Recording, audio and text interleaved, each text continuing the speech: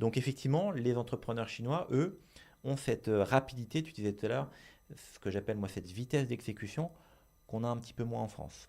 Hmm. C'est-à-dire que, ouais, on peut parler de la vitesse chinoise. Par exemple, quelqu'un qui aurait fait un séjour en Chine, un étranger, et qui travaille avec les Chinois, on se rend compte que la réactivité, c'est quelque chose d'extrêmement important parce que la concurrence, c'est très intense. Ce qui fait que si on ne répond pas très vite aux Chinois, le Chinois est tellement sollicité qu'il va aller voir ailleurs, sans Hmm. même que, on aurait pu lui dire. Parce que il y a vraiment trop de concurrence. En Ouais, France, on est un petit peu moins dans la réactivité. Alors, faut pas généraliser encore une fois, il va y avoir des gens, enfin des personnes bien qui sûr. vont travailler très vite.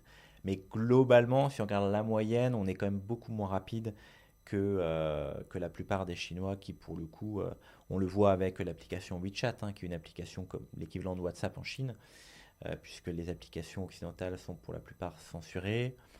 On y a accès grâce à un VPN, bien sûr, mais globalement censuré. Et WeChat, on peut quasiment tout faire avec WeChat. Hmm. C'est-à-dire que moi, j'en suis même arrivé à envoyer mes contrats par WeChat, envoyer les proformas, alors même les preuves de paiement sur WeChat. Alors, il faut aussi faire attention parce que Faut WeChat, qu'il y ait un suivi. ouais, c'est pour le suivi. C'est Hmm. un petit peu compliqué à suivre.